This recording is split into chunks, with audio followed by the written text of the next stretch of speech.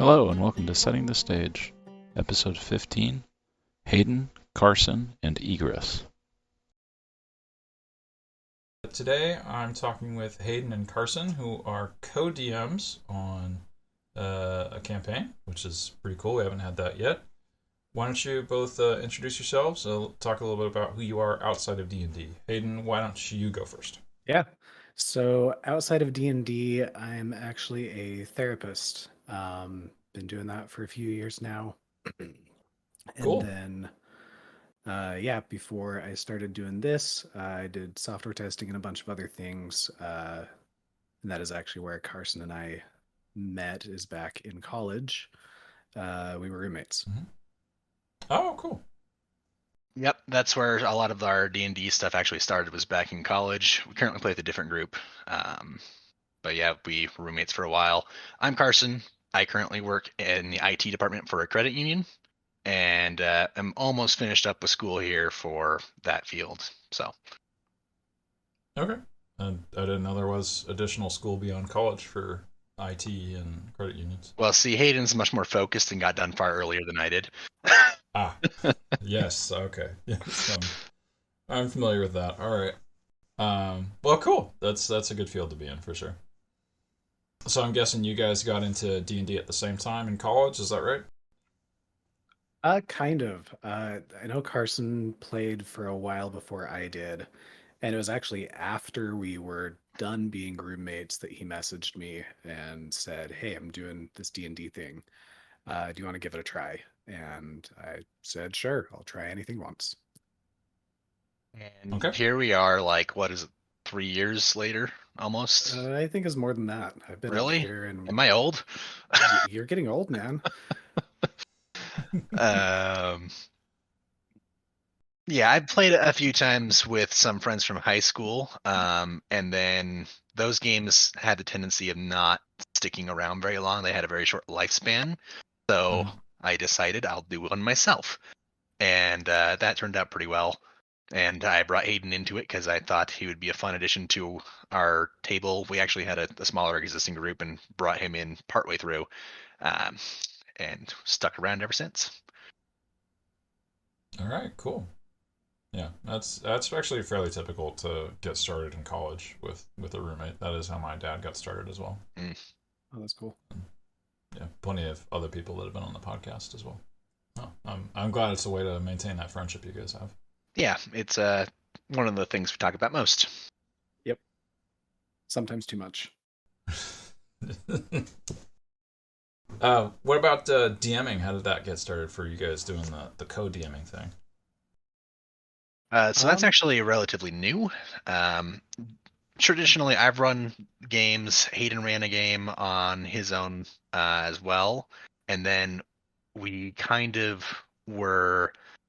I don't remember exactly what started the conversation, but we kind of moved and started creating a world as sort of a fun aside thing, and Okay. worked out that we were going to try to code DM in the new world that we're making, that we became more excited about. I don't know. Hayden probably remembers it slightly differently than I do. No, I mean, that's pretty accurate. I mean, I think the only thing I'd add to that is that, yeah, we created this world and we're just like, this place is really freaking cool. Uh, let's go find some people to actually play in it now. So we didn't really know who was going to play in this world when we created it. Um, It was different and than the group yeah, that we previously had run with. Mhm. Um, What was the creation process for that? Because usually it's like one person's doing everything and they just work on whatever they feel like. the word messy comes to mind. Uh, to give a little bit of insight into the creative process, the first document that we created uh, to kind of start documenting things was just simply named "Terrible Ideas for Egress." and the second Um, document was called Actually Terrible Ideas for Egress, where we put correct. our really outlandish ideas. I was actually going to that All right. exact same place, Aiden. uh, So yeah, I guess the creation process. I remember Carson brought up that he was toying around with different ideas for what a world could be and different cultures throughout Earth's history have had their own conceptualizations of what the universe and what the Earth is. Images of like the Earth on the back of a giant sea turtle came to mind, and so Uh-huh. we started toying around with what is a new version of that, that we could create a world in. Like And basically build a mythology and then make it real, sort of thing. yeah. Okay. And so what we eventually came up with is it would be really cool, take a antlion trap, in the desert, all the sand funneling down in, to a central point, and then what if that's what was happening with the people, is that that's kind of a metaphor for the life cycle, I guess, Okay. and really just the ideas spiderwebbed out from there. That was a terrible pun, Hayden. You should be Yeah, ashamed. that's What what I was thinking. I don't know what you're talking about. But yeah, the first words we actually wrote down into a document for this setting was, quote, "World is a spider trap." It's not even a sentence. um, but the process is basically we'll talk about different things, throw out different ideas, and then we'll find little facets, especially as the world became more developed. We'd have specific topics to talk about, and we'd explore that topic in detail and kind of just roll a brainstorm off each other for interesting ideas. Um, Okay, so it sounds like it was a pretty collaborative process, and you weren't really like splitting up the work on it. Like, yeah, I don't Yeah. know, Carson, you work on this country, and Hayden works on another country or something like that. Yeah, we I think that was one of our conversations, was the fact that when we had done just some minor collaborative work on stuff, like, we make each other's ideas a lot better. Um, Definitely, 2 + 2 = 5 situation. Yeah, that's cool. yeah we considered we'll split things up, but when you can bounce an idea off someone else, they can see areas where it falls short and areas where it excels that you overlook, and you can just make a more solid package working as a team. Might be different if there was a whole bunch of collaborators, but with only two of us, it makes more sense to just collaborate on basically every aspect. Yeah, I did a collaborative world building with my friends, where there's a game for that called Dawn of Worlds Mm. that is designed to build fantasy worlds for either for playing a role playing game or for writing novels in, if you want to do that with it. Yeah, it's got like this whole like point generation system and how you spend points to create different things like building a city, and it has different phases where like the first phase is about things the gods are doing, and then it switches to it sort of scales down in like the legendary impact of what's happening. Interesting. I've seen a title similar to that where it's about kingdoms and their politics, but yeah, I think once upon a time I actually mentioned we could try playing a game like that among a group and then playing a D&D game within that setting. That never actually happened, but it's a cool idea. Yeah, that was our intention, is that we were going to do that so we'd all have like ownership of the world that we were creating, and we'd be more interested in telling stories in that world. It has largely been abandoned since we constructed it. Yeah, it happens. All right, well, yeah, let's talk about your sand trap world. So give us a physical description of what it's like. I'll take this one. So yeah, so the world is largely circular, surrounded by ocean. Um, you you could think flat Earth. We know better, but that would be an apt description for this world. Um, and with that kind of came a lot of funny climate and other kind of concessions that we had to make on making it make sense still. Mhm. I don't know, Carson, what would you add to that?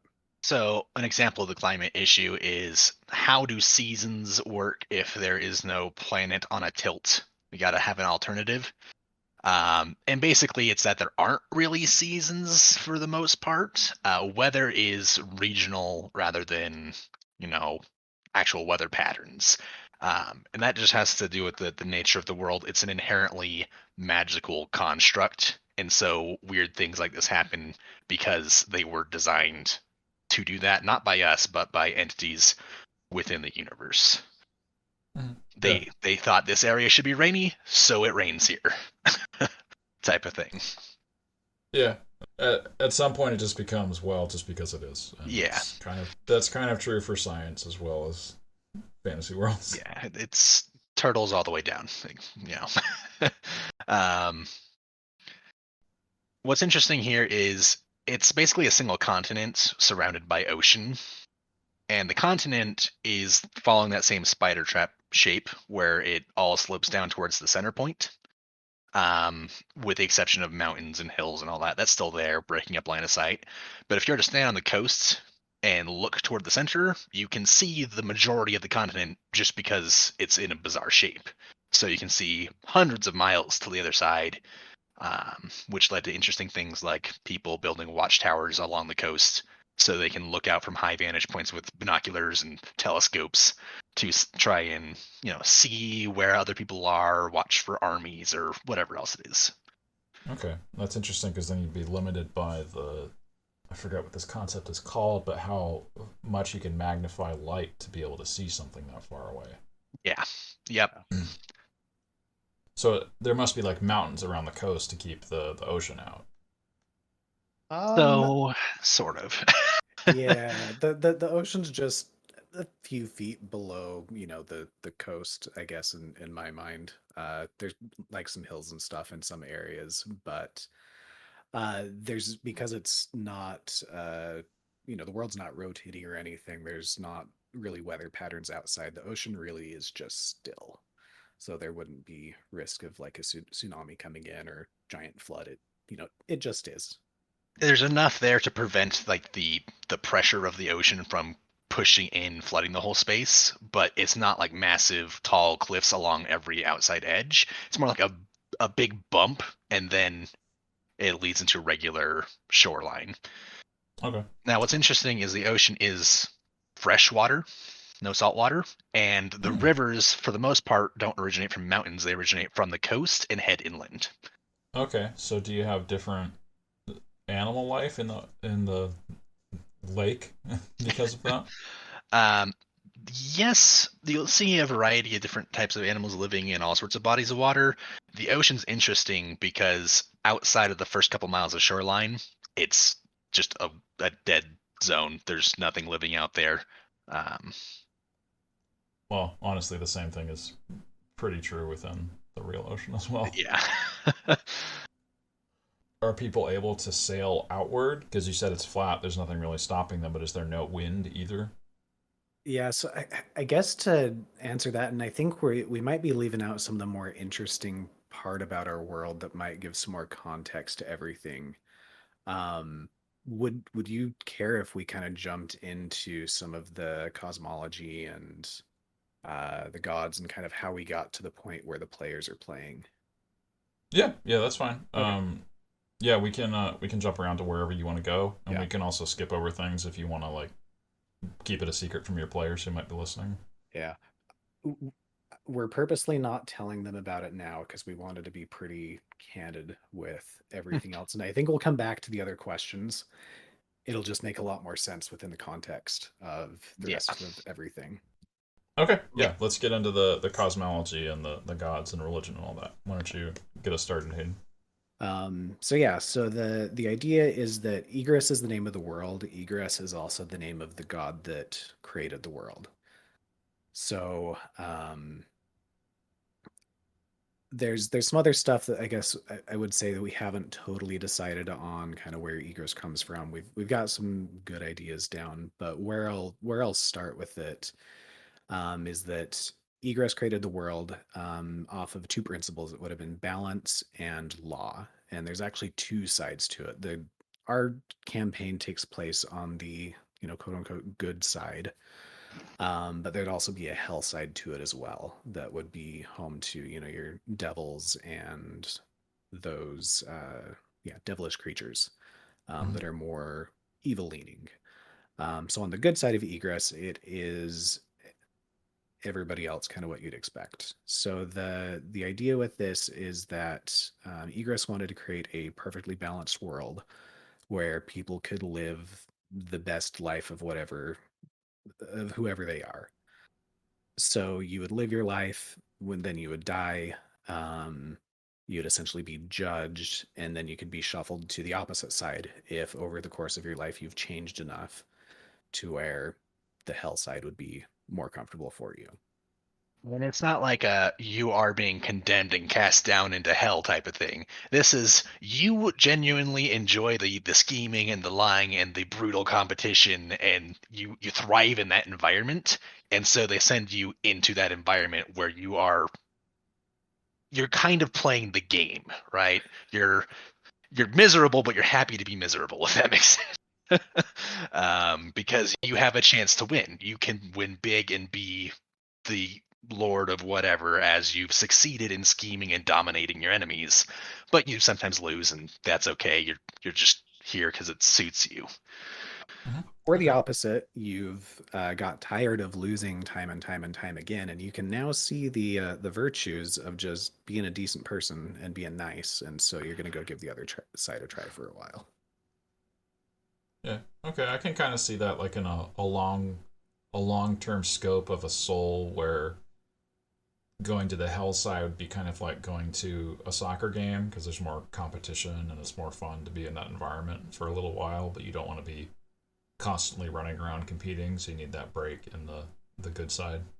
It's just where your development's taken you and how your last life led up, because it's a reincarnation type of thing, and you don't retain really anything from your previous life. You're a fresh slate when you're reborn, but you're reborn into whatever side is most apt for your soul based on how you've been up until this point. Right. And so the cycle that we created on the good side, we'll probably talk primarily about that from now on because that's kind of all the information we have on the hell side. But the cycle goes something like every 10 years, there is a big holiday. It is the main holiday for the world. And up until that holiday, the 10 years previous to that, anybody that dies, their soul resides in the very center of Egress in the abyss. And then during this holiday, big celestial things going on, and essentially all of the souls flush to the center are judged in a moment by the god Egress, and then shuffled back to the side that they belong on. And so we did some other kind of fun things with that, to where when the souls are sent back to their appropriate sides, that is the year when people can actually reproduce. Children and creatures that live long enough are born during that time. And so it, very, very different world than what it eventually comes to later. And so we haven't thought too much more about kind of what that era is like. We've called that the timeless era. But where things kind of start getting interesting is when, chaotic demonic entities from the cosmos come in and start interfering with the workings of Egress. And that's, I'd say, with our world building, that is when we got that idea, is really when the rest of this, like I said, got more interesting, is what happens when this cycle gets messed up. Just how bad can it get? And then how would the races respond when things do go bad? Question before we get to that is there like a finite number of souls, so that's why people are waiting? Yeah. Yep. Okay. So it's an interesting time, the timeless period, which is ancient history. Just to be clear, that's not where we're currently playing time-wise, timeline wise, if I can speak. Right. But lost my train of thought entirely. It's gone. Got another question. Are the souls just for like sentient species, or does a dog have a soul that would be part of this reincarnation process? Living things all have them. And what's interesting here is you're like, some things only live 3 days. How do they fit into this 10-year timeline? Smaller souls can basically leak through the membrane and transfer at all times. It's only more significant ones, like humanoids, that get stuck at the reservoir and are born every 10 years.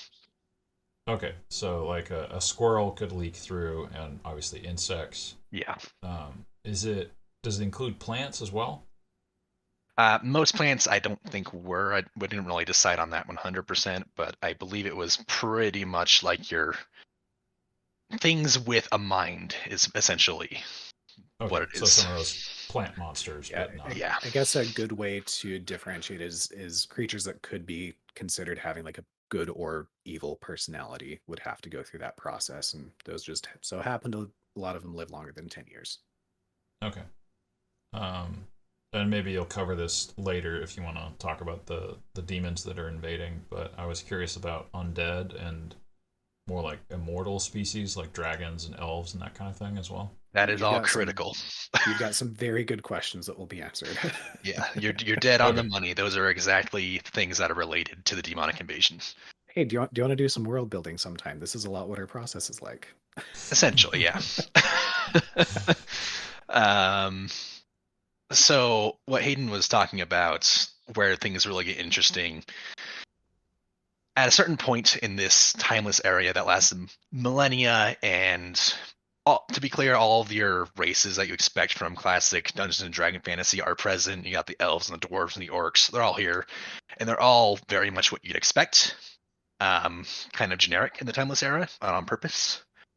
But when the demons invade, everything changes.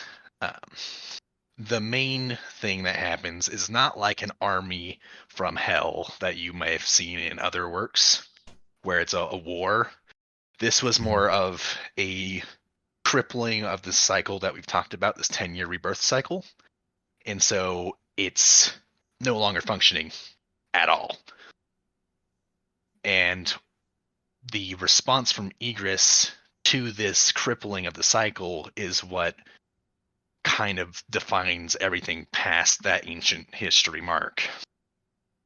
Things no longer get judged every 10 years. They're judged as soon as possible because demons are trying to consume or corrupt the souls involved. And the less time they spend on either side, the less susceptible they will be to that corruption. So the 10-year cycle shatters, and there's basically a timer set on life. Think of it that a young, healthy body with a young, healthy mind is the most impervious to the demonic presence, influencing them, possessing them, corrupting their souls. And so Egress begins artificially shortening the life of every single race to allow this to happen. And so one of the cool things that we did is, so humans were the least affected. They live 10 to 15 years less than average. And the elves, on the other hand, instead of living maybe a millennia, live about 100 years on average. And so think of just everything that you know about all of these, classic high fantasy races. And then our question was, well, what happens when all of your elders in the course of, 50, 100 years are all dead? What would that do to the elves? What would it do to the dwarves when all their master engineers and miners and leaders of their culture are just gone? And you're left with people that are the equivalent of maybe being in their 20s or 30s as now your eldest people. And again, this for Egress, this is just a way of protecting the souls from corruption, but it required what we are calling the longing, which I guess you could call it a psychological condition that when you get old enough, you get this urge to go to the abyss and essentially cast yourself inside and die, so that then your soul can be reused and shuffled back across. The other cool thing that this does for the world is Egress no longer has the luxury of keeping the good and evil side separated. It's whatever side needs a soul to keep the two balanced, that is where you go. And so that good-evil balance is messed up fairly significantly now. It's degraded over thousands of years. Okay, so the timeless age, this was actually something I was thinking about when you described it, is that, a bunch of souls gathered together must be a great resource that someone bad might want to steal. Sounds like that happened, or at least tried to happen. Yep, more or less. And what you mean about the system degrading is that originally the good side was sort of utopian, and the bad side was dystopian, but I guess it depends on your frame of view for that, as you said. And now the souls are just going where, there's a pregnancy that can take them, or however that reproduction works. That's causing good souls to end up on the bad side and bad souls to end up on the good side. Is that about what you're describing there? Pretty much, yeah. Exactly, yeah. Okay. All right. And like in the Timeless era, it's not a clean cut of all evil, all bad. It's you are on the 50% that's more evil, and you're on the 50% that's more good. So there's a lot of gray area there where people get caught in the middle. But yeah, you basically got the process correct. Okay, got it. So these demons that are doing this process, are they just trying to get more power by stealing people's souls? What's their goal here? The demons are related to one of the other gods of the cosmos, representing chaos itself. And because Egress represents law, the goal is not necessarily to consume the souls to use them for anything, but just to destroy what Egress is and represents. Okay. All right. Yeah, I guess we have gods with just megalomaniac evil. Yeah, it's the god of chaos, and so he's fundamentally opposed to law, and chaos destroys law, and that's really all there is to it. This is more like a subconscious thing rather than a directed effort. Okay. It sounds like is there just the two gods? Is there Egress and Chaos? Is that it? There were more, but they are no longer with us, so to speak. In fact, Egress is the only living god. Chaos is deceased, and the demons are basically the remnants of Chaos. Oh, okay. And all the other gods out there are also destroyed. Egress is the last of them. And that whole area is kind of blurry. We haven't gone too much into detail for that whole zone, but that describes the basics of it. Okay. I was curious how a bunch of demons could be a problem for a god. I guess in your universe, the god isn't strong enough to really challenge them or keep them out. Yeah, it's sort of... He's contending with another god, just not another god whose mind exists, right? Right. Okay. So it's kind of an even matchup. A classic, like, mythology, Chaos was the first god, and so Egress is more like a younger deity who just happens to be the last one standing. Yeah. I also like to think of it as Egress is, spending all of their attention in the kitchen cooking up this awesome, cool world, and then is asked to go herd cats. Yeah, this is kind of esoteric bit of detail, but this rendition of the world, the Timeless Era, was not attempt one for Egress. If you were to dig deep enough below the surface, you would find all sorts of strange abominations of experiments that didn't work out. Okay. Is that it's like, I don't know if you read the Order of the Stick comic, but there's this idea there that very similar to this. There's an outside force called the Snarl that's destroying worlds over and over again, and the gods are building new worlds to actually as a prison for the Snarl, and then it eventually breaks free and they have to build another one, and they keep having to do that over and over again. That's funny. And at one point, one of the gods shows that to one of the PCs in the comic and shows how many worlds they've created before, and it's like a gravestone. It's a graveyard with like thousands of graves.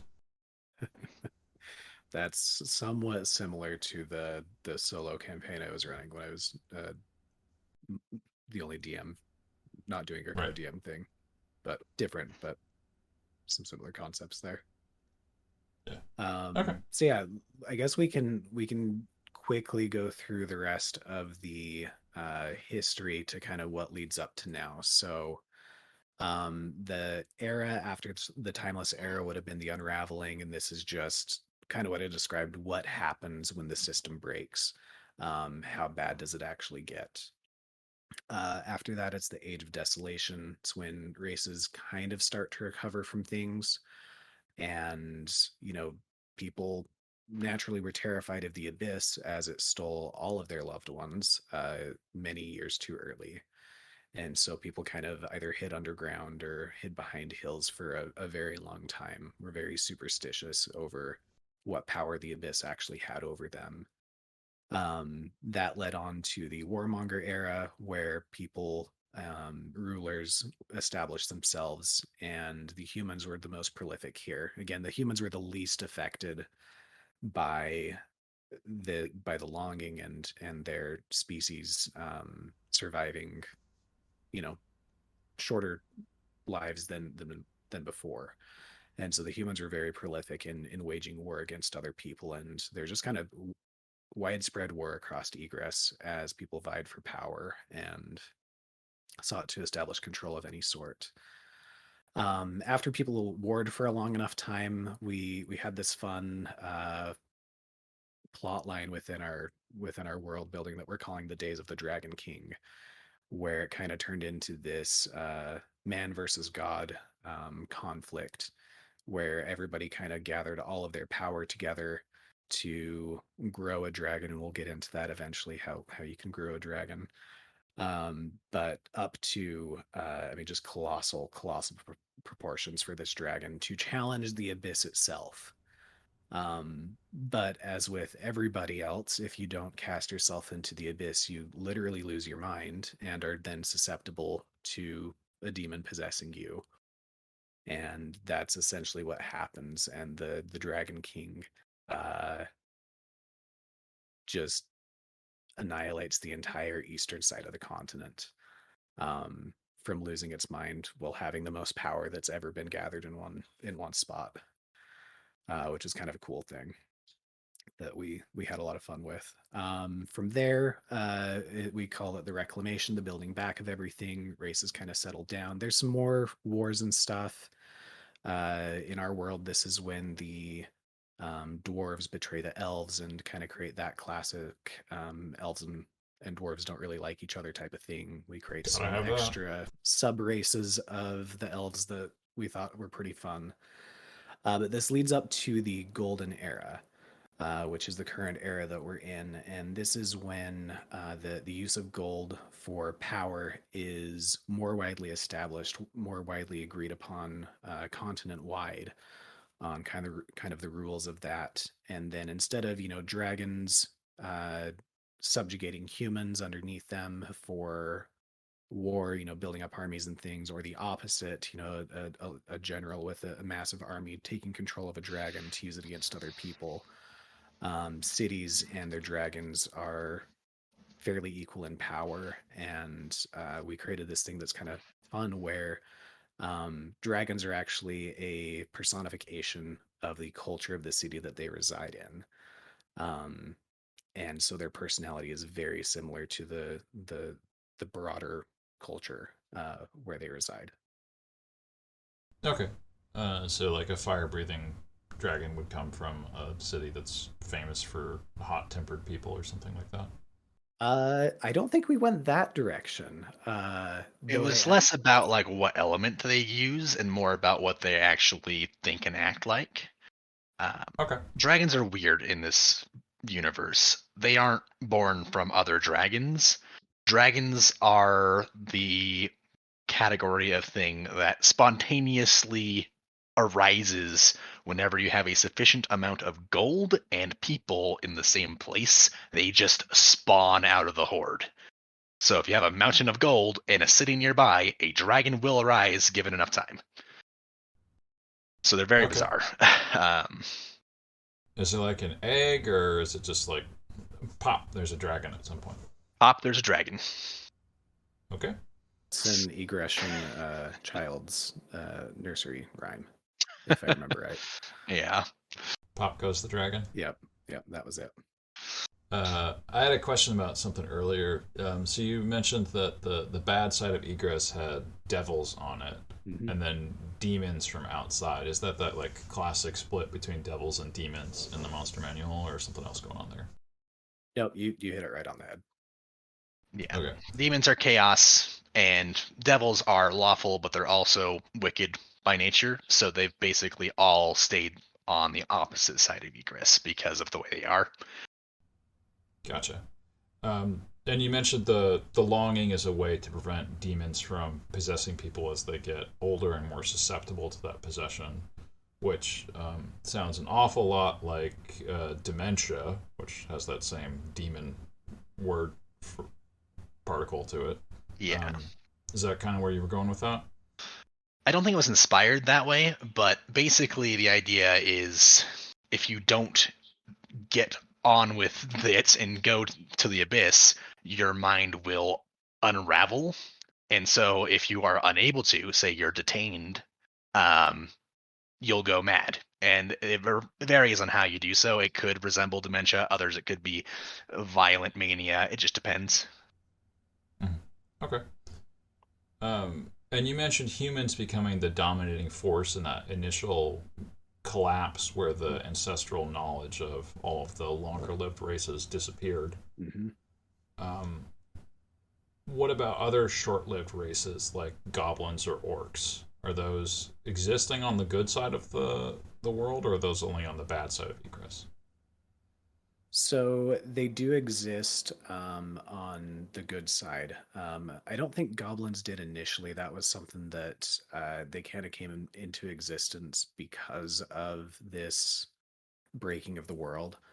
But orcs actually existed, and we wanted to take a different take on orcs. That they were actually good by nature. They had a lot of the same like personality qualities and things like that, but in Egress, their job was actually to be the caretakers of this central abyss where the Reservoir of Souls resided in between the 10-year cycle. Okay, so kind of more like how Dragonborn are like upholders of justice. That's kind of a bit more how orcs are culturally within Egress. Not in the Yeah, modern day. yeah, not in the modern day. Okay. But in the timeless era, they protected the Well of Souls and had, a higher calling that way. Um, with the Well of Souls being destroyed for like 3,000 years plus at this point, and a lot of misunderstandings in the early days. The orcs are a little closer to what you'd expect from classical fantasy orcs, but there are still vestiges of that old role they played in their culture. Okay. Gotcha. I think the way to best describe orcs now would be what if, you know, 2, 3,000 years has passed. The cultural significance of your race is largely lost, and everybody's hated you for 3,000 years. What would happen to your society? As far as goblins, they kind of live in smaller tribes and are super scattered, so there's not enough unified goblins to be a threat to the army of humans, for example. Okay, so that explains the human dominance. And Yeah. I'm sure there are other short-lived races, but I think orcs and goblins are the ones that I know that are most numerous in most campaign worlds. Okay, so you guys were talking about dragons, and from that big mega dragon you were talking about in the world's history, sounds like they experienced the longing, so they must also experience that like demon influence as well. I'm assuming. Yes. Yep. They brought way too much gold into one place to strengthen that dragon, and it was a bad time. A note about gold that's actually really important. It's basically solid magic in our setting, and that's why dragons spawn out of it. They're beings made of magic, essentially. And gold is what you'll use if you want to become stronger or better at things beyond normal levels. So your player characters in our game, they don't get XP from killing monsters. They get XP by turning gold into the nearest dragon, who can convert that into a level up, essentially.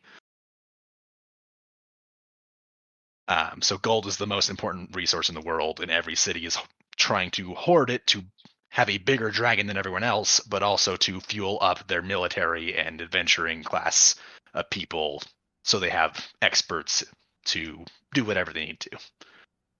Okay, so I go get 500 gold pieces, and then I go hand it over to my city's dragon, and then I get to level up. Essentially, yes. Okay, with different numbers on that. Yeah. Yep. And I And guess that's how magic items are built too, is out of gold, and there's a whole economy that's all restricted because you're kind of using C4 as currency. um, Right. So is it just gold and not like silver or gems? Like gold is the only thing that's magical. correct. Usually, yeah. Like silver is used for the regular economy, gold is used for the magical economy. Okay. Would it feels like within that system you might start having a fiat currency of some kind, or at least paper notes. Yeah, that's just effectively like copper and silver is handling that, and then gold we just took off the table and we bumped the other currency up. So if you're looking at regular D&D rules, the gold piece in that is equivalent to a silver piece here, and then we just scrapped the lowest currency and rounded up. Okay, gotcha. Or you could use cowrie beads or something. Yeah. Whatever. I mean, there are actually a few places in the world that use other currencies that are not metal based, but for the most part, you just use silver and copper. Okay, yeah, sounds fairly typical. I had a question earlier that I forgot to ask. So egress is basically like a downward pointed cone for the physical shape of the world. Yeah. Is the abyss shaped the same way? Pretty not the abyss, the bad side. Is that shaped pretty much the same way? Yes. It's like, Okay. think of a coin that's identical on both sides, other than the texture is slightly different and the coloring is different. But we're talking a whole plane of existence. So, yeah. All right. When I was imagining it, I mean, it is more flat than this shape, but I was imagining it like an hourglass with sand pouring into the center Yeah, that'd probably for be a both better. sides. That'd probably Yep. be a better. That's a better analogy. It Yeah. would probably be what we had said we based our world off of if we didn't like the spider trap idea so much. Because Well, yeah, hourglass is a better description in every way. the spider was the demons, and things just kind of evolved. So, yeah. Okay. So do the demons take physical form, or are they just like a possession and mental influence on people? This bleeds to your question earlier about undead. Um, so there's a few ways demons can manifest. The first is if a body was susceptible to some demonic corruption prior to its death and then isn't disposed of properly, the demon can sometimes manifest inside the corpse and be an undead. Okay. And then if the undead exists for long enough, or if a living creature is fully possessed by a demon and then continues to live long enough, their body will mutate into the body of a demon. Okay. I guess my next question on that would be, what about the more like a vampire, where that undead that like is known for living for a super long time, or liches or mummies or stuff like that. All in the same category. They not all the undead work the same way as they would in classic fantasy, where the vampire can spread its affliction the normal way. We haven't messed too much with undead so far, but the undead as a class are all related to the demons in one way or another. And because demons are chaos, they behave very differently at times and can change in all sorts of very bizarre ways and act very differently and not even realize they are a demon. Okay. And I guess this might help make a little bit more sense of things. The demons are definitely playing the long game here. And so the era that we're in right now, where the players are at, things are really just starting to happen with the demons having enough influence over the world, having their first few people that they have, gotten in the minds of and started doing things like trapping people in a dungeon until they're well past their, you know, past the longing and a demon can come take them over. Mhm. And so the players are experience that, and they actually had a run in not too long ago. And from the world lens, like, this thing shouldn't exist. Undead should not exist in this world. And so they're kind of the first ones to run into that, and then get to start telling more powerful people, like, hey, there's this stuff that exists that should not exist in nature. Like, what do we do? Okay. A new-ish phenomenon. Yeah. I had another question about the undead. So it sounds like they all eventually turn into physical demons. And I mentioned like more powerful undead, like vampires and liches. Would those turn into more powerful demons? So they can still manifest as a vampire or a lich and stay that way. It's just their nature is that of a demon, right? It's a kind of a semantics thing. They don't turn into the stat blocks of demons from, Dungeons and Dragons. They can, but they don't have to. All right. You can just think of undead and demons basically being in the same category. Okay. All right. You mentioned the party finding out about the undead and all of that. You want to talk about the actual workings of your campaign and then the plot going on there? Yeah, sure.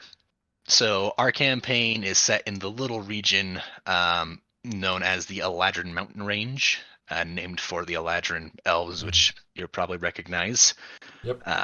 who live there. It's currently a ruin. The Eladrin people who lived here fell from their more civilized, widespread cities, towns, nation states into a more tribal, think almost a bit of like Avatar, not the last Airbender, other Avatar type of Native American and other indigenous people inspired culture of Mm-hmm. elves. And the ruined cities are treasure troves that attracted the adventuring type, which we call delvers, because they dive into the ruins of the old world to reclaim gold so that they can give it to the dragon and level up.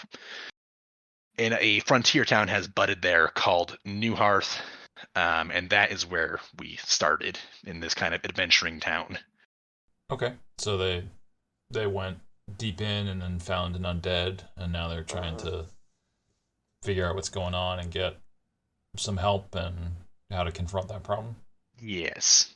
So it's not that they delved like super deep into the earth. They actually stumbled upon an old elven home where an elven family had sealed themselves away at the end of the war that shattered this culture and had used a magic item to sustain themselves for food, but they ended up getting trapped and barricaded in a cellar and could never get out. And so they had enough food that the elf father experienced the longing, became corrupted by a demon, murdered his family, and then eventually died in there and became an undead who was just trapped in this room that they opened while exploring. Oh, well, that sounds terrifying. Yes, it was. I love the reaction when you describe the Bone Angel. Yes. A bone angel. Bone Angel was a lot of fun. Yeah, think like a mummy without the wrapping, but with wing-like protrusions out its back like an angel, but they're all skeletal and they act kind of like hands mixed with spider legs. And it crawls around on the ceiling with them and it uses them to spike at you and all sorts of fun stuff. Oh, great. Person has a lot of fun creating unique monsters that are as fun as they are terrifying. I did have a question about like so you described how the co-DMing works for the world creation, how it actually works within the adventure creation and DMing during play. Yeah, so Yes. that's it's a lot simpler than I think some people think it might be. Preparation we do split apart and do that stuff mostly separately. I'll admit Carson takes on the most of that work with creating maps, creating monsters. He's got a bunch of really cool tools for doing stuff like that that he's far better at than I am. I do some NPC creation, take control of the music just because that's a strength of mine.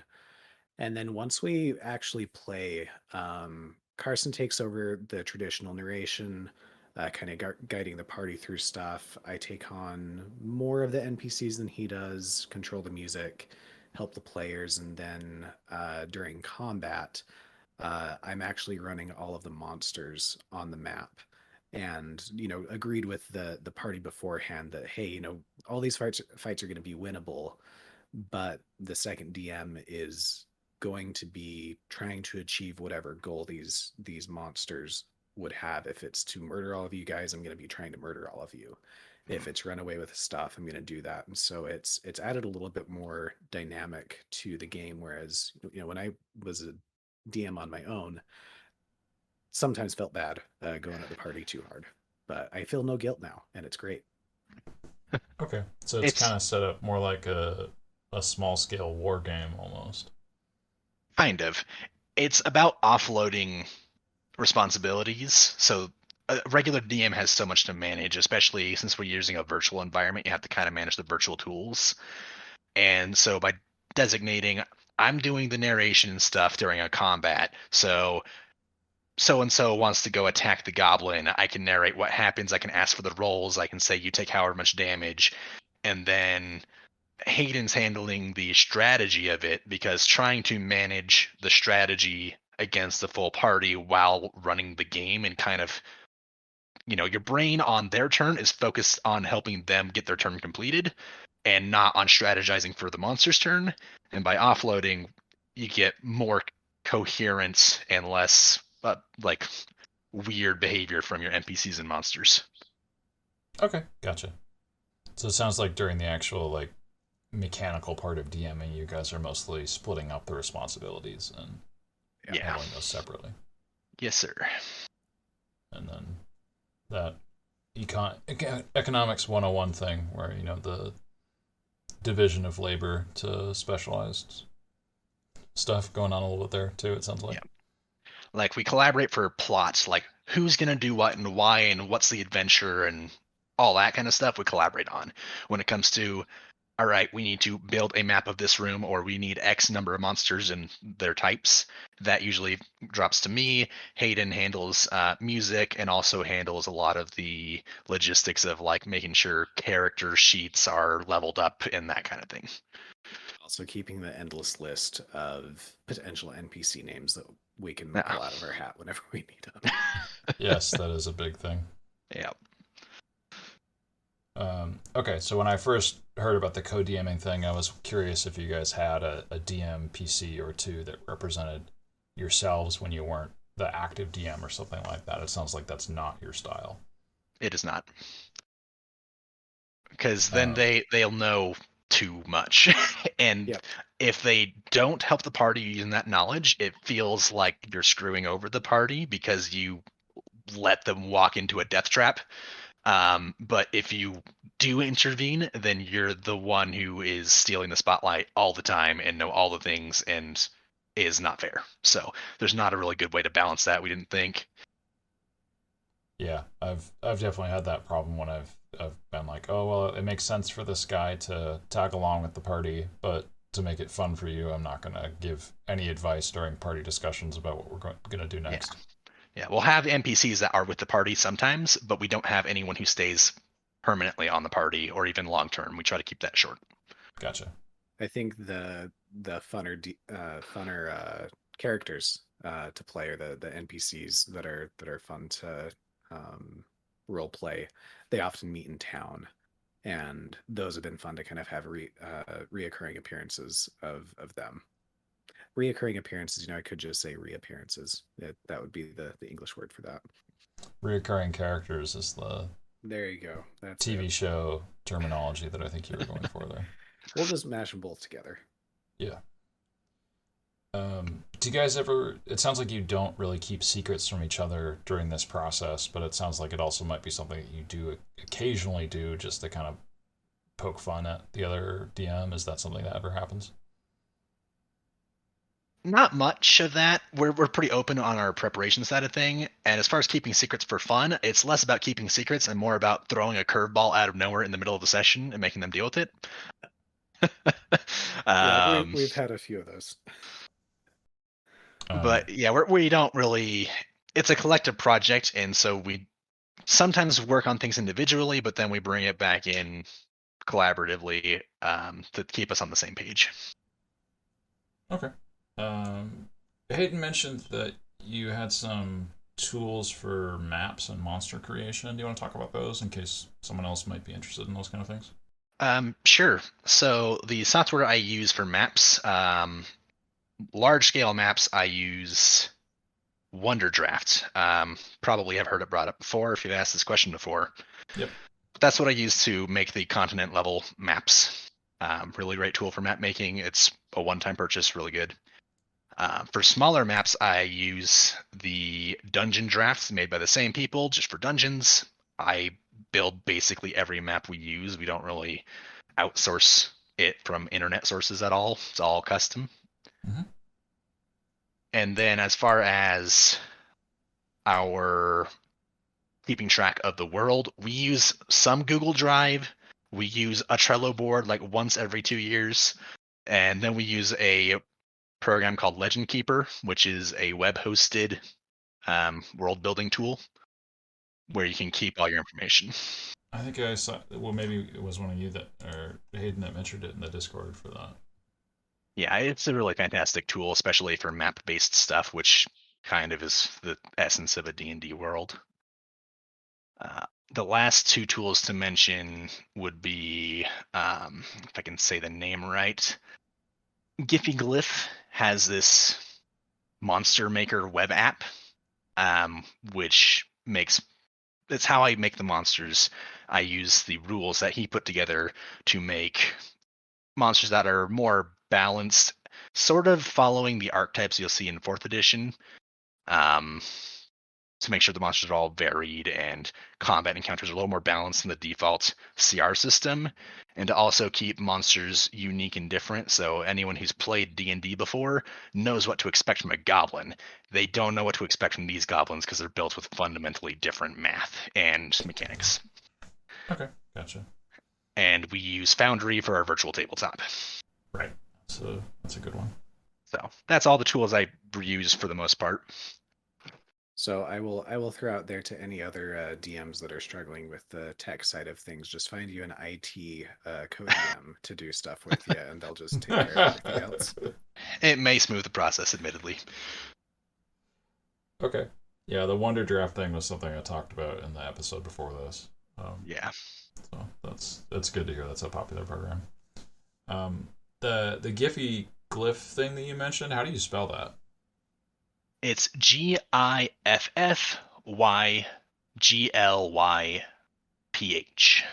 Okay. He's got a website with a bunch of different tools on it. I like his content, but all I use personally is the Monster Maker. He has like a separate 5th edition alternative rule set, basically. Okay, cool. And Foundry has like a built-in music kind of thing, right? Is that how you work that in? Yeah, so I gotta think. The server that Foundry is hosted on, Carson's also set up another file system on that. Yeah, Carson probably knows the technical term for that. Where I'm able to store music on there, and then you just import it into Foundry, and then it has a playlist on the side, and then I can just choose whatever's appropriate for the moment. Okay, cool.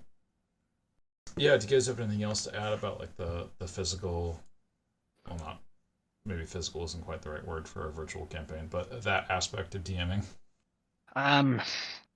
Navigating the tools can sometimes be inconvenient, but there's also pluses to it. Far as it's a unified platform where all of the things you need are contained in a single environment, so you're not trying to flip through books or papers and other miscellaneous stuff that you'd see at a physical table. It's just all very orderly, but at the same time, in order for the features to work fully, you have to import the map and then trace all the walls with the wall tool and then add the lighting and then add the monsters, and in this case create the tokens and the stat block within the system.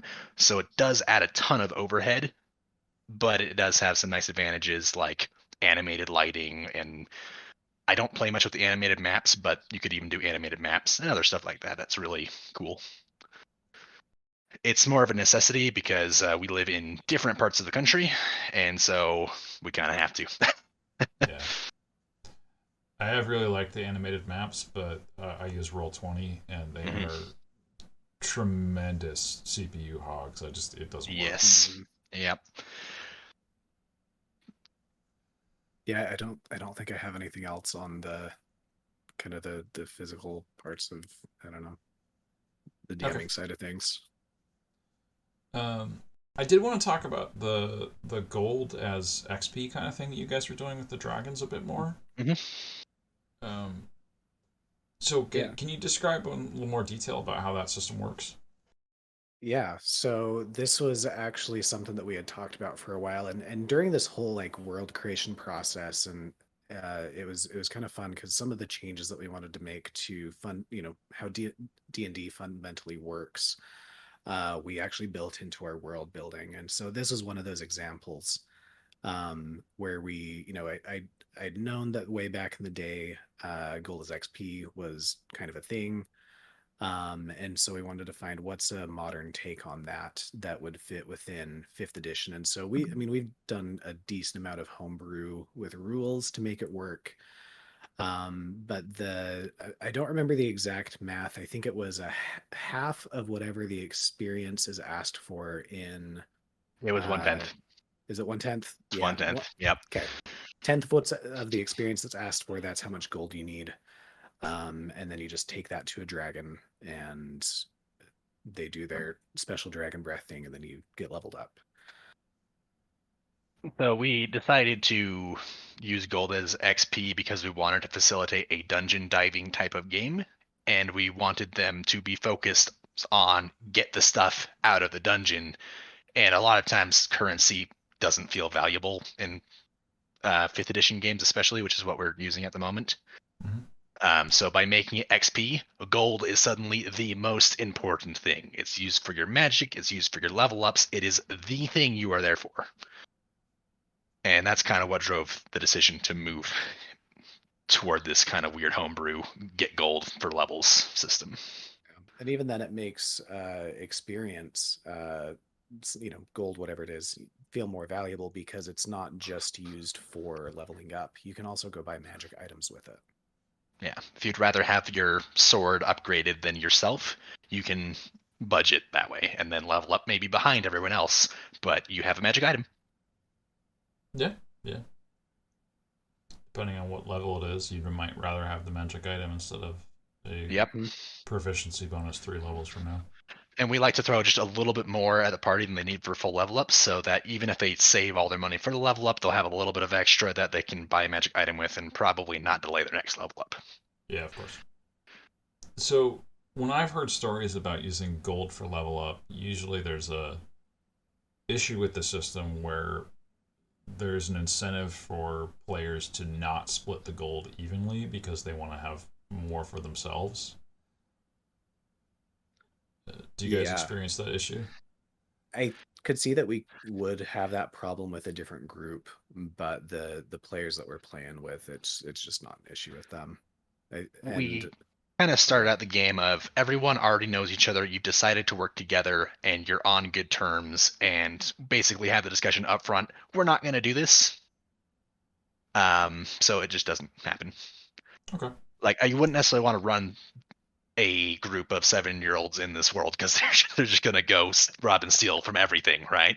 But if you've got, mature adults who can get along and know this is going to cause fights and then not cause those fights, it'd be good. Yeah. Social contract, right? Yep, exactly. Follow up to that, another thing that I'd heard about using gold as XP is that it leads to dungeon stripping, I guess is the word for it. Mm-hmm.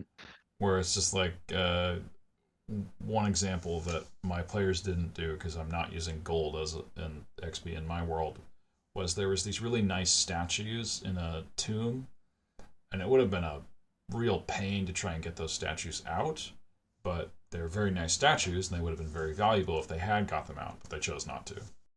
So the way we solve that is there's two different economies. The silver and copper economy is its own thing, and sure, you could strip the dungeon. You're only ever going to get silver and copper for those things. The only things that you're ever going to be able to get gold for is actual gold, and I guess you could probably turn in some magic items. I don't think we've dug into that yet. No one's done it yet, separate but economies has pretty much solved that. Okay, so because it's only gold, valuable things don't let you level up, so they're not valuable in that same way. Yeah. they're good for just regular monetary value. If you want to buy a building or something, then yeah, you might want to do that. But if you want to level up faster, you can't trade that for gold because people value gold more than they value that other stuff because it makes you stronger. Okay. The way this originally worked in first edition was it was whatever value of your horde decided your XP total. Nah, they're fully separate. Okay. And this is another question I had, but I guess you already answered it. Is that because you don't have a physical horde, you're exchanging it to a dragon? There's no way for you to lose levels if your gold is stolen because it's not there anymore in your possession. Yep. Once you've been imbued with the strength from this process, it is now a part of you. And so if that gold was taken by someone else, no big deal, you're fine. It's only if it's intercepted before you can get it to a dragon who can bestow that strength upon you. So I guess follow-up question there, can I like steal the gold from the dragon and then give it back and get another level? I mean, think about The Hobbit. When they stir the tiniest little bit of the treasure hoard, Smaug wakes up. The way you can think of gold in a dragon is if someone were to pluck a single gold coin out of the hoard and try to steal it, it would be like plucking a hair from your arm. You'd notice it right away. Mm-hmm. And so it's very difficult to steal from a dragon, and doing so weakens the dragon, so they will violently stop anything attempting to do that. And the society around the dragon will defend the horde as well. So it's incredibly difficult to do so. We haven't figured out the exact mechanics of how much power the gold loses when it goes into a dragon's possession. We haven't really looked into that too much. Okay. So potentially possible, but no one does that because the dragon roasts them. Yeah, essentially. And the city benefits from the dragon being strong, and so the city itself would hate to see anybody come in and take any gold away, because that's their fire insurance if an invading army comes in. As we've got this massive dragon that we've been bringing gold to for the last 20 years. Okay. It's your nuclear deterrent, and Yep. if you don't have one, the other dragon will come roast your city and take whatever the small dragon has. Right. And so the dragons can be used offensively. They don't just like stay by their gold pile. They're intelligent creatures who can do what they want. They just tend to work with the city because if the city was to be obliterated and scattered to the wind, or if the horde was to be completely obliterated and stolen away, the dragon ceases to be. Right. So they defend it because it's their lifeline, but they can still go off and do whatever they want to do. It's just strategy. Okay. If a city had a big enough gold pile, they could like split it in half and have two dragons. It would probably kill the current dragon, and they'd have to have two new dragons be born out of the two separate piles. But in theory, yes. Okay. Might leave them vulnerable for a bit while that happens. Yeah, because the dragon needs to grow. They're going to be defenseless. Usually not done, but it could happen. Which is another important point in history and potentially in the future as well. Dragons do also experience the longing. And Right. so they keep their ages very well hidden so that no neighboring armies or other dragons could try and guess when it is that they're going to have to make their trip to the abyss. And now the city's horde is vulnerable. Yeah.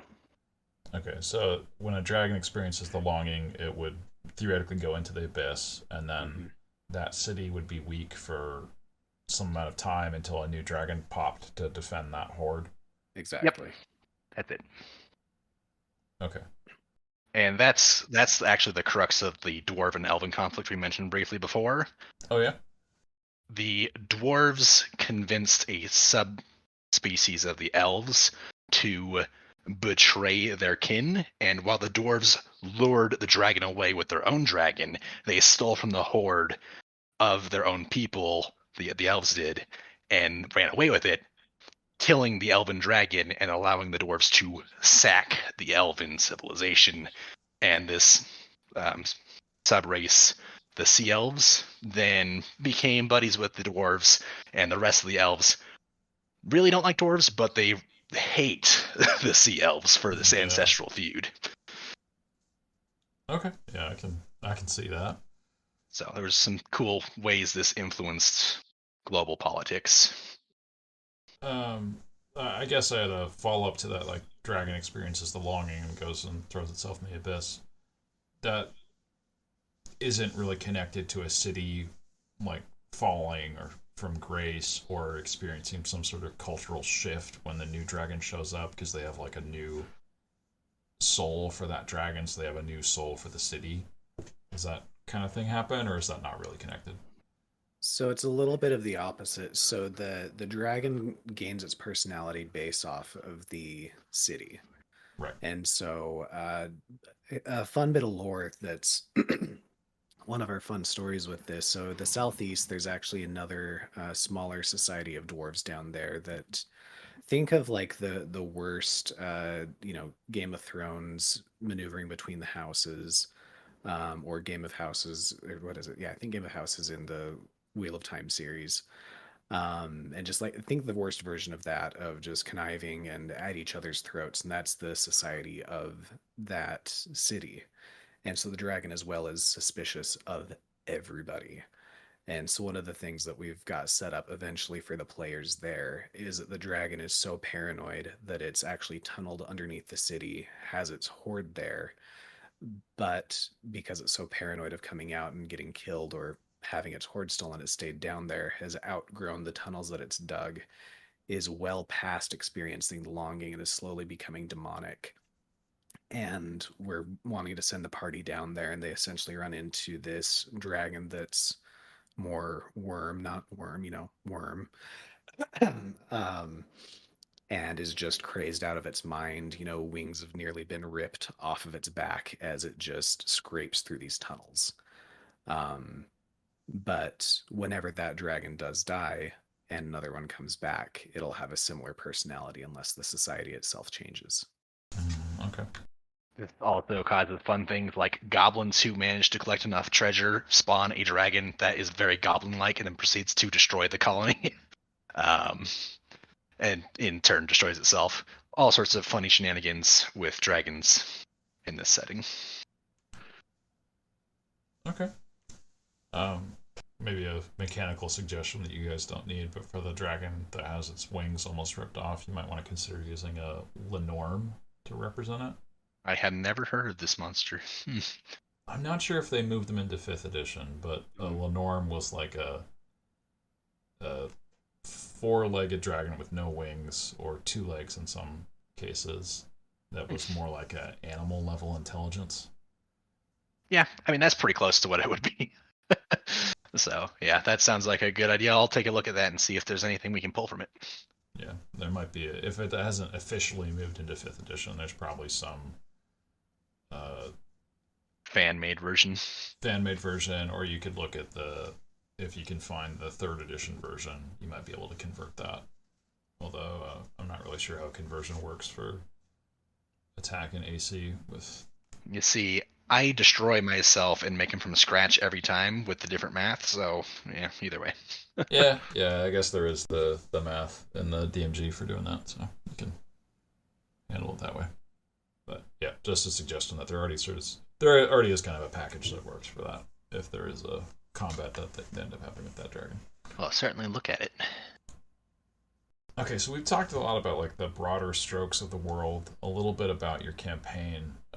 Did you want to talk about more about your campaign, or also the different cultures of your world? Because you mentioned a few, but we still kind of just did much wider scope.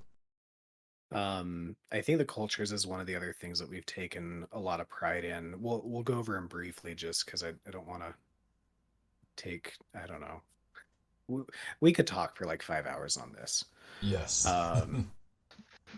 Carson, I'll start with the humans, and then let's just go clockwise around our little world there. So the humans have a theocracy that is set up with a god emperor and lots of kings and queens beneath him. Um, they do a lot of maneuvering and stuff politically as well. The main city where the God Emperor lives, essentially, when everybody's there, they're on equal footing, no matter how large their kingdom is or is not. And when the God Emperor dies, um, a new one is brought forward of the God Emperor's choice. And so you can imagine somebody that's very weak from an army standpoint or economy, wealth, could become the next god emperor by getting into their good graces. So that's the main class that we call the exalted. There's a typical middle class of traders and merchants and things like that. But long before the time that we're playing in, there was a war between two human factions before they were known as the exalted. And the exalted won and subjugated these people, and part of their religion is actually based around that the exalted were chosen by God, by the god emperor, to be the ruling class here. And this other human faction are now called the Riven. They've been riven from God himself. And so they're essentially slaves in this world. More, how would I explain it? They have a price placed on their head the day that they're born, and if they can work long enough, they can eventually buy their freedom. But they often die or experience the longing before that. So most of them spend their days in slavery. Occasionally, a family will pool their money together to send one person free, but largely the Riven will stay Riven their entire lives, doing menial labor and mining and things like that. Is the price in gold or silver? So neither.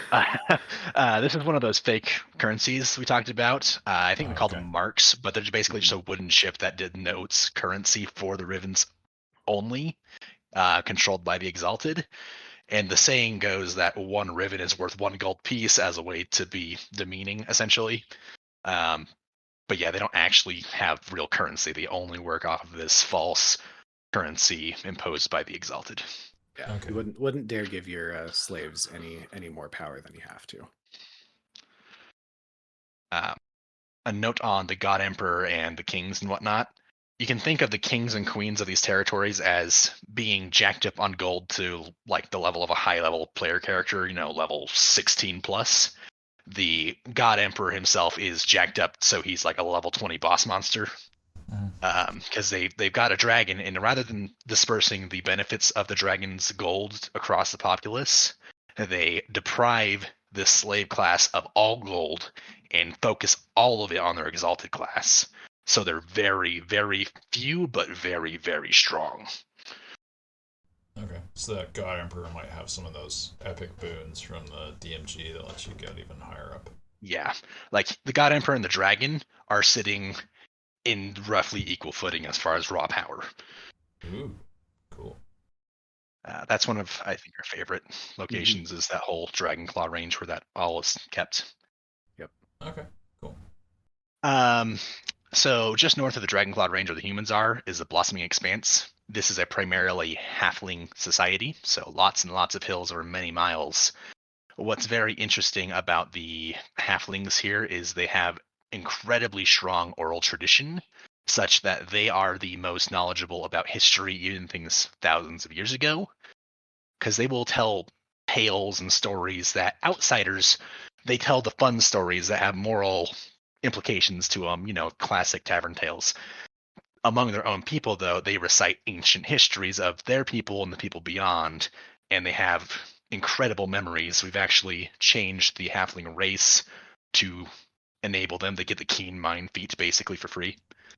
They just keep this long-standing oral history and actually set up kind of little subcultures all over the world where halflings are in the tavern kind of just listening to things, and then they repeat back everything they heard and have this crazy, expansive information network in the modern day that is largely on the down low. And so they're a fun group. Okay. So I was assuming that oral tradition would not survive the changes that the longing brought about, because the old people that would be the largest reservoir of stories and that kind of history would be dead. There would have been some lost for sure, but the Timeless Era, they didn't really keep track of time because it was just eons of very status quo, because Egress is keeping it in status quo mode. Oh, I see. And the halflings just have ridiculous brains, right? They could skim the textbook and then just quote it verbatim during the test type of brains. So it survives much better than it would for any other race.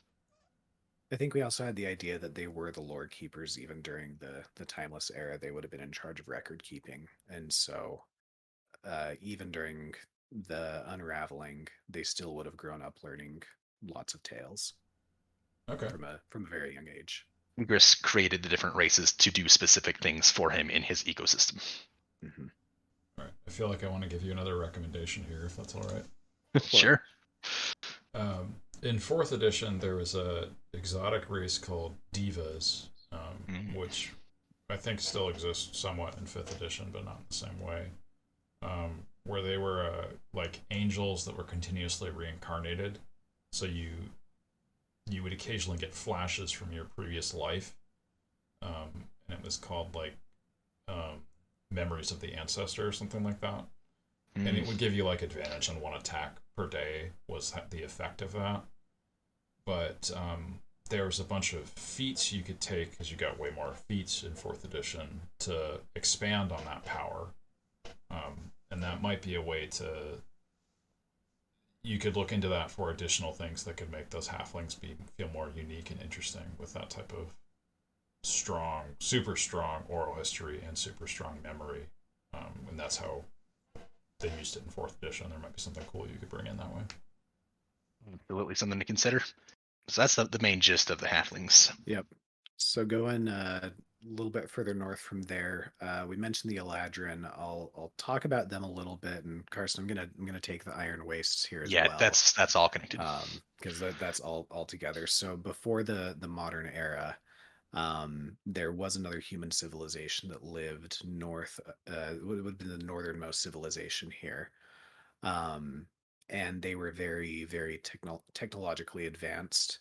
Back in the day, it was actually called Steel Spire, and they had constructs and automatons and all sorts of cool magitech there.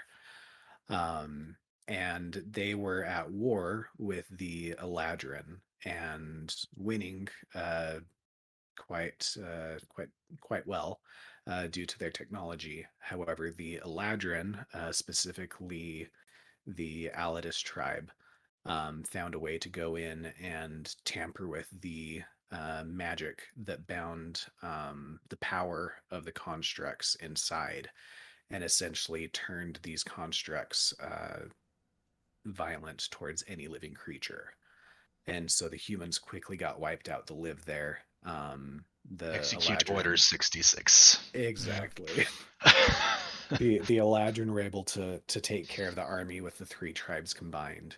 And so what was Steel Spire is now known as the Iron Wastes, and the constructs and everything are so powerful there. It is an absolute no-go zone unless you're in D&D terms of a really high level party would be able to survive there.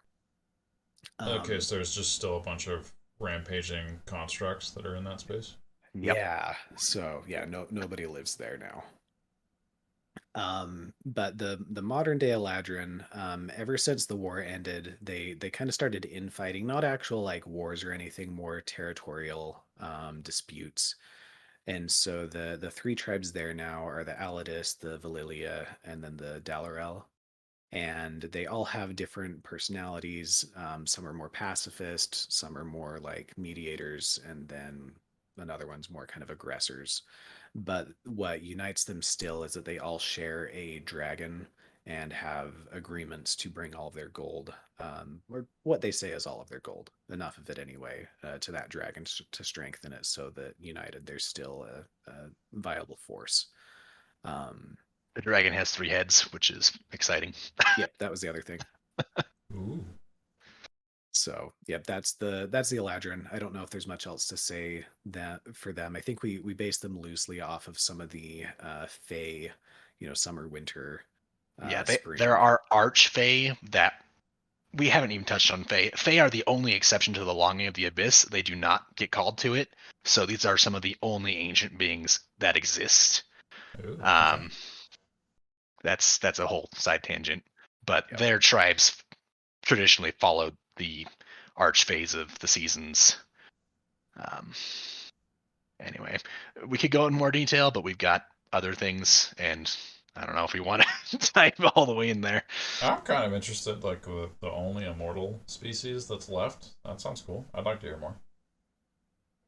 So, Fae are weird. Basically, the Fae don't have a Fae dimension they exist in, right? There's no Fae wilds.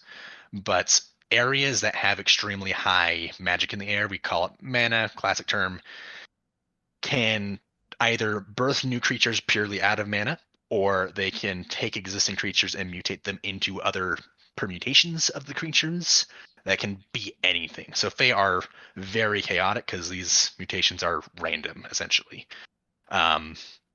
Some of them live kind of like a regular animal might, except for maybe they can shoot lightning out of their face or similar.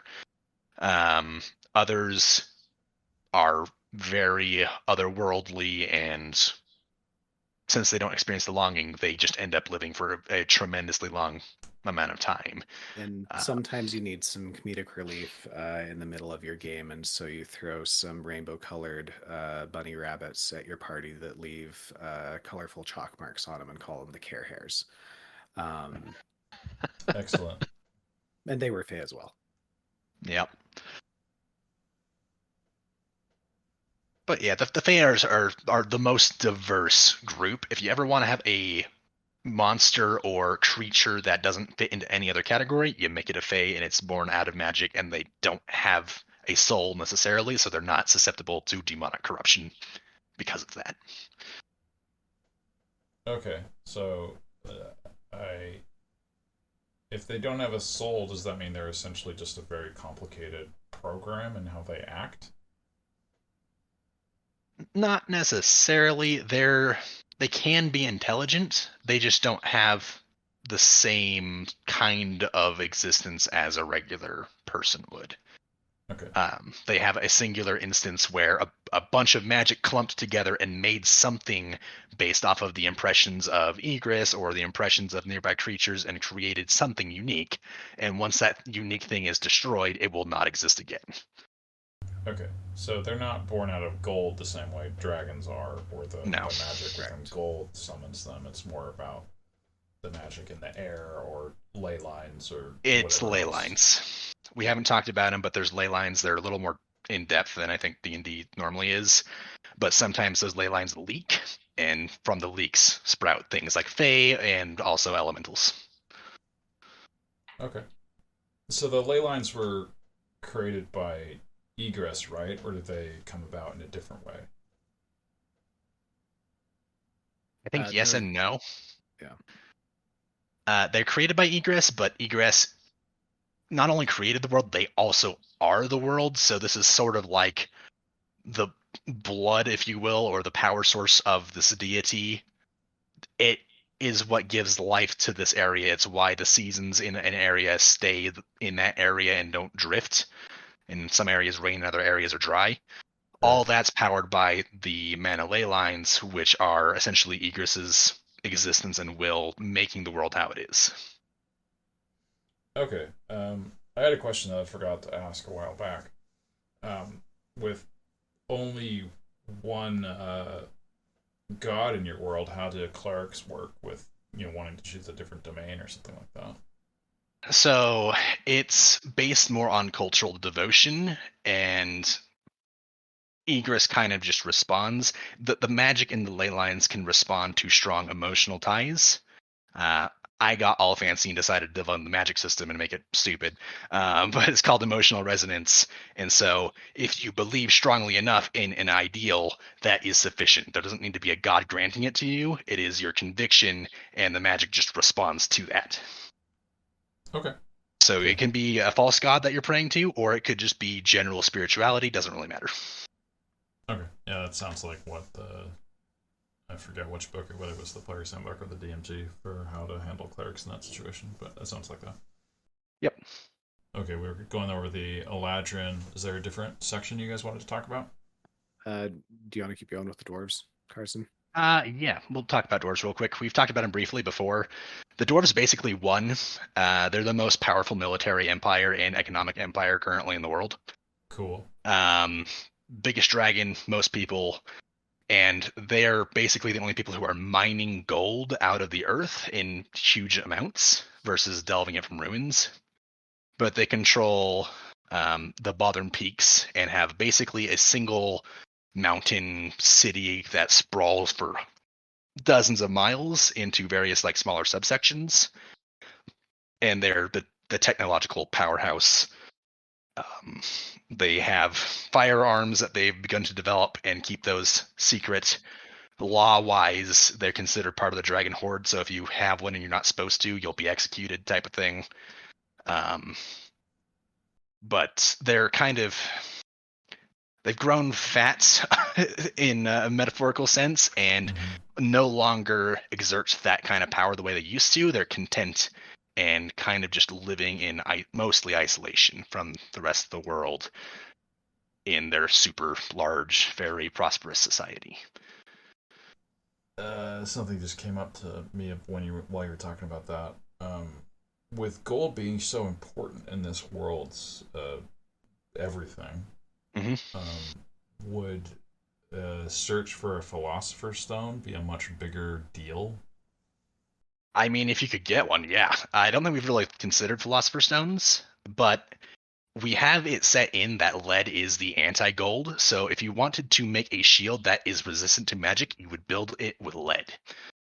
And so if you could take that and make it back into gold, that would be extraordinarily valuable. We just haven't really explored that. Okay, cool. So we kind of already talked about the sea elves. I won't really touch on them anymore. They're the furthest to the northeast. They inhabit an area that we call the Fractured Isles. Theme-wise, I would compare them to like pirates. I mean, you could think Fractured Isles as a mix of a really cool mob and like Tortuga from Pirates of the Caribbean on the best of days. Okay. So that's kind of their thing, and they do have a navy, I guess, or ships at least, and they do some shipping, some smuggling around the outer coast. They just don't travel too far from any of the coast of Egress. But we kind of mentioned the other history behind them.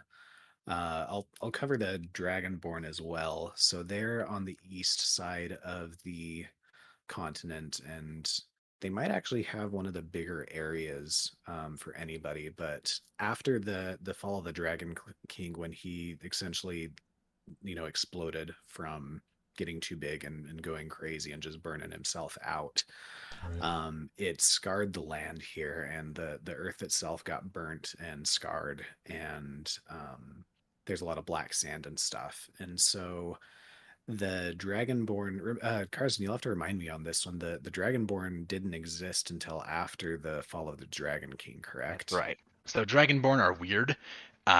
They were not originally a creation of Egress. Dragonborn happen when there is a dead dragon.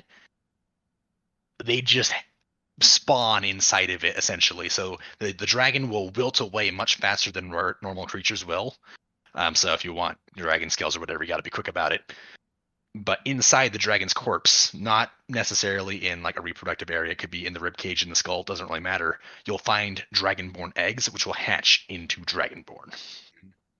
And so their society is now based off of gathering enough gold to essentially rebirth the Dragon King. Their plan isn't to like set it loose to blow up the entire world or anything like that. They want to have the most powerful dragon again, and so they have a central kind of nesting area in the east here, and the black sand there, absorbing heat from the sun is excellent for nesting these eggs. But they also have a series of dragonborn camps spread throughout the world, where they will go and delve and get gold and then transport it back to the east to add it to that horde there while they strengthen their dragon. Some dragonborn kind of leave that society and they will go and serve other dragons. But that's kind of the two places that they exist, is either in the east, bringing gold in, or serving other dragons for other civilizations throughout the world. Okay. Yeah, they're the weird one. Yep. That leads into a different question I had, because you have the Dragonborn that don't have a dragon now or anymore, however you want to qualify that. Uh-huh. What about for usually weaker races that don't have as much organization? Like we mentioned, the orcs and the goblins. There's also like ogres, trolls, giants, like that kind of thing. So a lot of those just don't have a society of sufficient size or wealth to have a dragon, and so they really just don't make much of an impact on the global scale, because a giant who was born with the strength of a giant is strong, but he cannot face down someone who's been taking in power from gold for the last 20 years. So they simply don't have a major presence. They're almost more like somewhere between tribes and beasts as far as politics are concerned for most races. I'm just thinking that from a mechanical perspective, like one of the ways to make a monster more interesting is to give it some levels in a class, so you can have like a stone giant that knows how to cast, fireball or something. Yep. It sounds like your world doesn't really support that as a option for the stone giant, because it would have no way to gain 5 levels in wizard without having access to a dragon.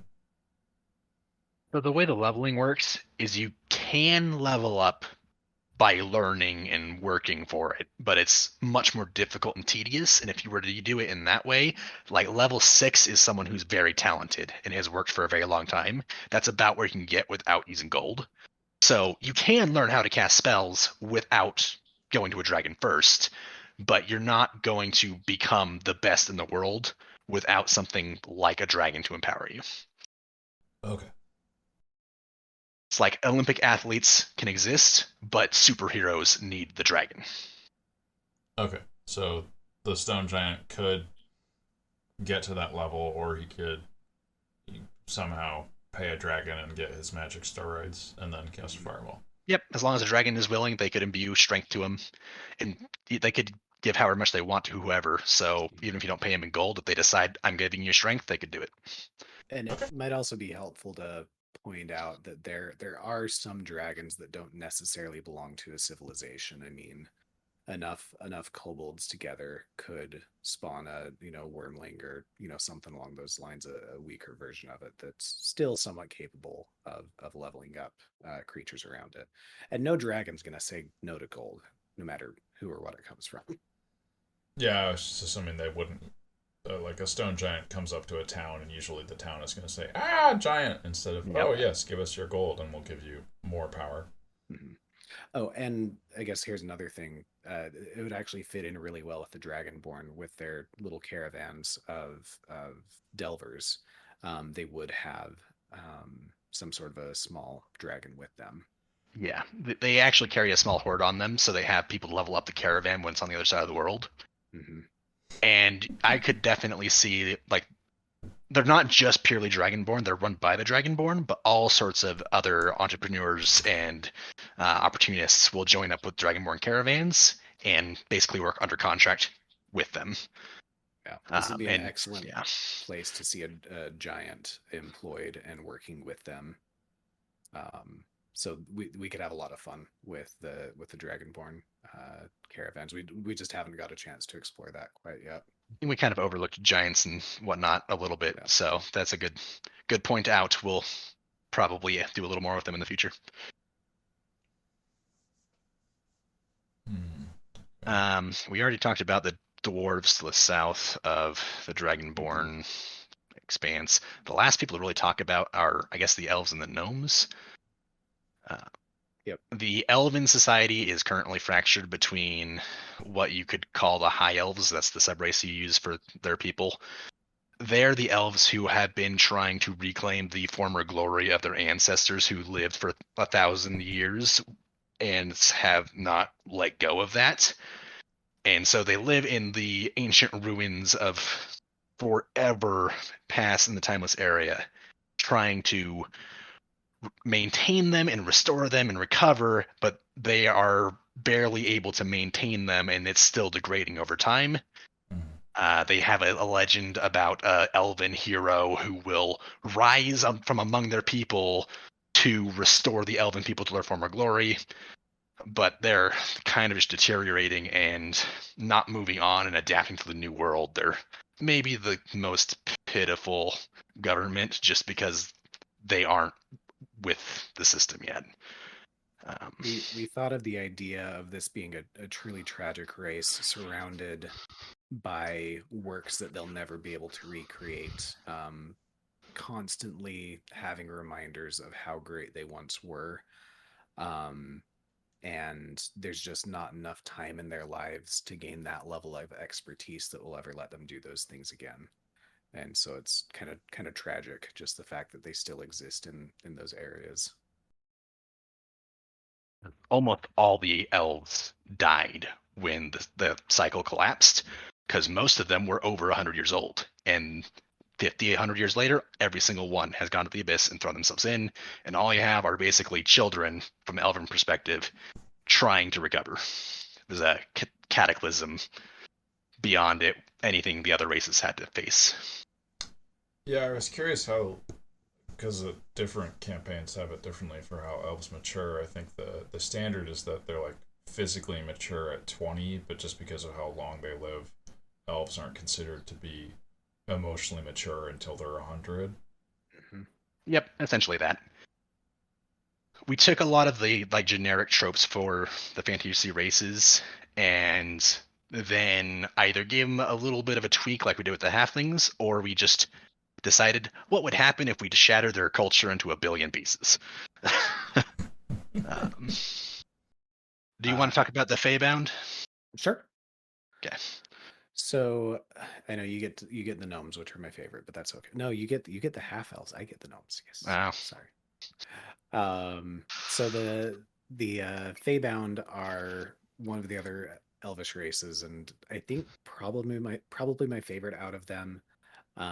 They commonly have familiars in the form of animals that are close to their clans. So whereas the Eladrin live in tribes, the Feybound have their own clans, and they kind of model them after creatures that are in their environment. So this is a very lush, lots of rivers, lots of lakes in this area where they are. And so kind of like the Eladrin, they do have a common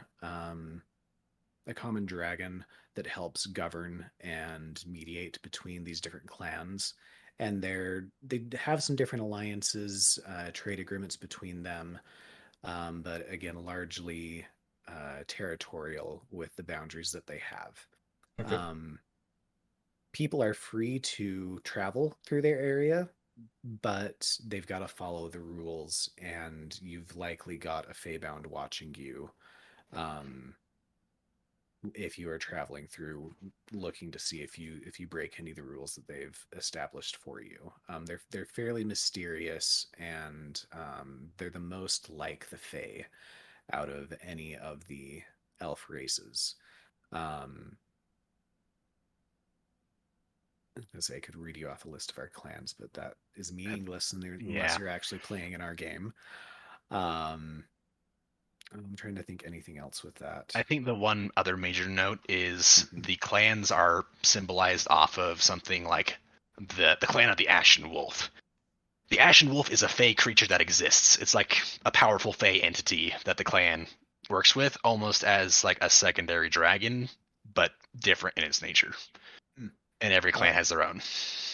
Other fun fact is that the Feybound are the most knowledgeable of the inner magical workings of the world. They are very tightly, well, I guess Feybound, they're very tightly bound to the magic system of the world. Okay. And know more about it than anybody. I know we've been going for a while here, so I'll try to make this next one pretty quick.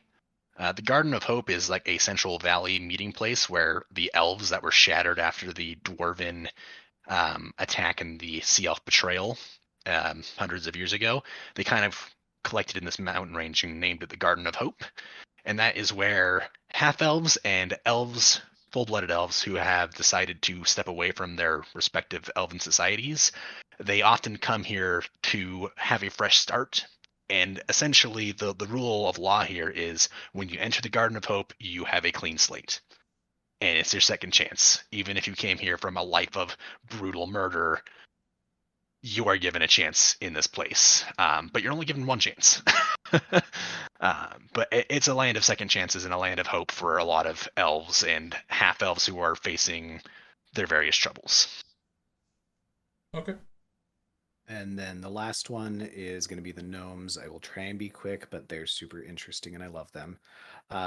So the gnomes have a society where everybody else kind of rages against the longing and this pull into the abyss. They've largely embraced it. And so the life cycle of a gnome is you are raised, you learn about a lot of different things, and imagine the first 20 years of your life is just a giant trade school where you can kind of explore whatever.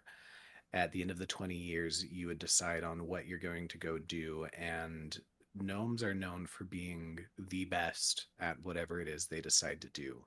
And so they'd find themselves as advisors to kings or governors throughout the world, master metalsmiths or carpenters, sometimes even just the best bard in town may be a gnome. And so they spend a good chunk of their life going and being experts on things until it is time for them to come back and have children. And so it's only within the last, I'd say, 30 to 40 years of their life that they come back to Thelok, which is the name of their village. They'd have their kids, raise them, and then when their children, however many they have, are ready to leave home, that they actually all leave together. The children will leave to go off and become masters in their trades, and then the parents will go on, think of the bucket list or farewell tour, seeing parts of the world that they haven't seen, visiting old friends before willingly going into the abyss most of the time before the longing ever begins to take them. They kind of take the approach of living life to the fullest and making it meaningful, and then accepting and choosing when it is their time to go. Okay. That does seem in line with what you might expect for gnomes, at least for the super competent aspect that you mentioned. They're very zen-like in their approach to life, and when you're raised in that village, you have experts from all over the world who went out and blacksmiths with the dwarves and then came back as your teachers. So you have incredibly proficient instructors to teach you any trade you want. So it's a really cool society. But that was everything in a nutshell. We obviously glazed over a lot of stuff, but there's too much to cover. Yes.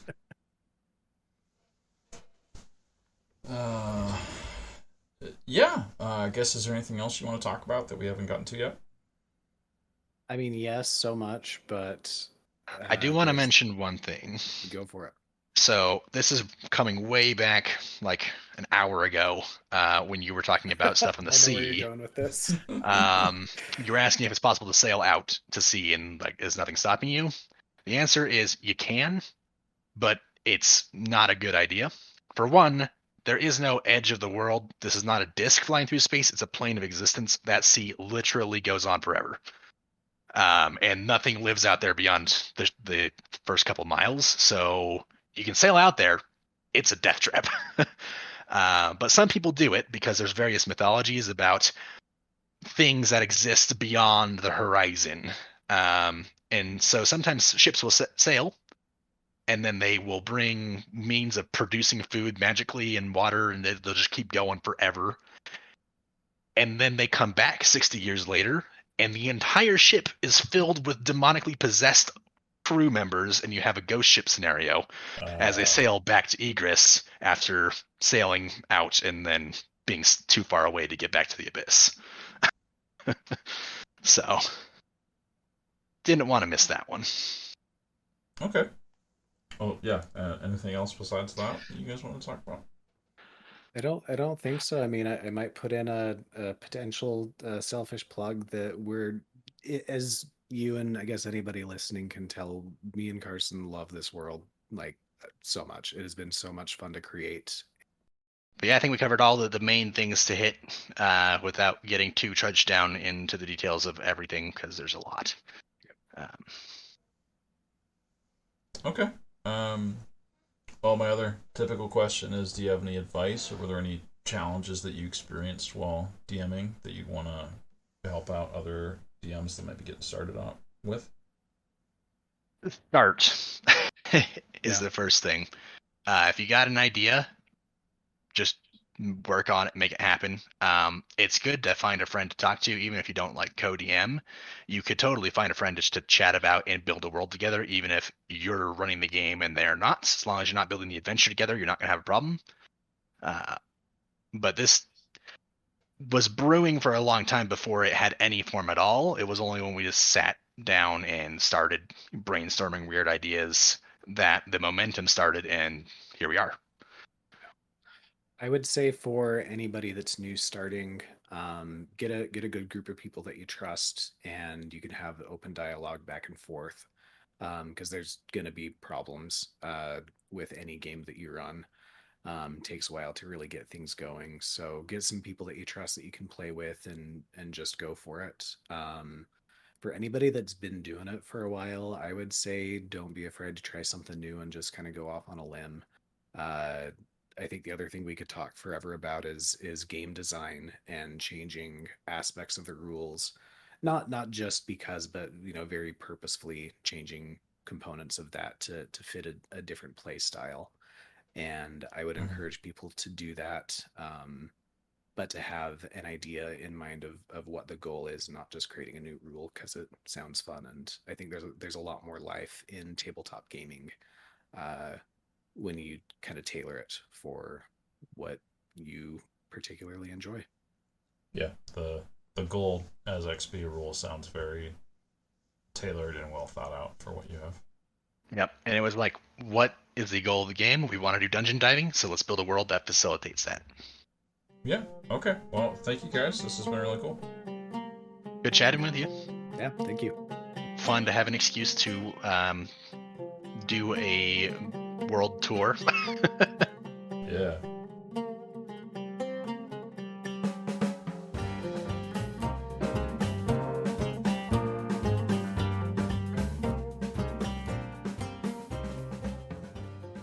So, do you build your own world for the game you run? Yeah, for me, yes, I do. I'm a DM also, and I've been the DM for my group for more than 15 years. He's got his beating experience, Hayden. We're in trouble. I know.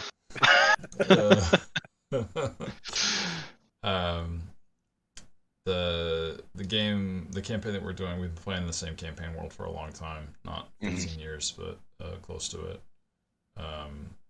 Which is based off of Greek mythology. And currently there are a bunch of orcs that are trying to unite the orc tribes to have them have a better place in the world instead of just being a bunch of like separate infighting groups. Classic storyline. Nice. It'd be nice to have a world to exist in for a long time like that. Really get to know it. Yeah. We've been within the actual like world for time that's passed since we started playing in it. It's been like 60 years. Wow. We had a few time skips within that frame, but yeah, it's been. I like the time skip after a campaign ends. Yep. Let all the current heroes kind of go on and have their epilogue, and then start with new ones. Yep, that's exactly what we've been doing. So there's that like when I'm writing down the different things that happen, a lot of it focuses around like, okay, what was the Tarok's adventuring party doing during this time? Because Tarok was a character that went through each of the campaigns for a long time. Huh. Yeah. Cool to hear. All right, cool. Thanks for having us. Yeah, thank you for doing it with me. All right, good night. Have a good one. Great.